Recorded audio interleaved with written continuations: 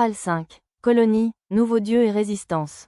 Avec les Espagnols, non seulement les luttes de libération et de soumission arrivèrent, mais ils apportèrent aussi de nouvelles croyances, coutumes, hiérarchie, agronomie, vices et, bien sûr, architecture.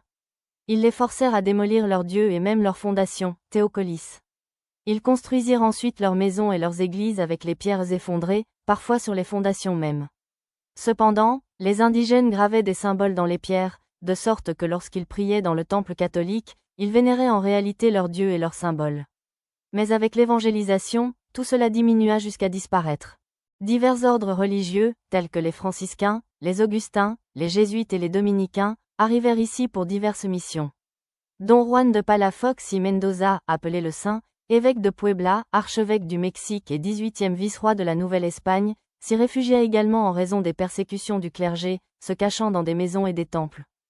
Français comme les travaux de construction étaient très lourds et la patience des Espagnols très faible, les esclaves africains se sont rebellés et se sont échappés, détruisant tout sur leur passage, prenant comme chef un vieil homme d'Angola, également fugitif, appelé Yanga qu'ils ont rencontré en chemin, se réfugiant dans les montagnes, vivant de la nature et finalement attaquant les routes, pour lesquelles le gouvernement a envoyé 600 hommes pour atténuer les attaques du groupe des Yanga noirs avec Francisco de la Matosa.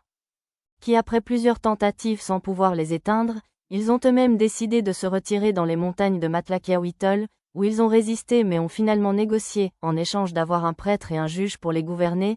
Cependant les accords n'ont pas été respectés et les actes de pillage sont revenus sur les routes de Veracruz. Donnant ainsi naissance à l'idée de fonder une population qui servirait de confinement. C'est alors que plusieurs Espagnols, dont Don Diego Fernández de Córdoba, marquis de Guadalcázar, demandèrent à Philippe III l'autorisation de fonder la ville de Córdoba. Elle fut inaugurée en 1618, avec 30 familles originaires de Huatusco comme premiers habitants.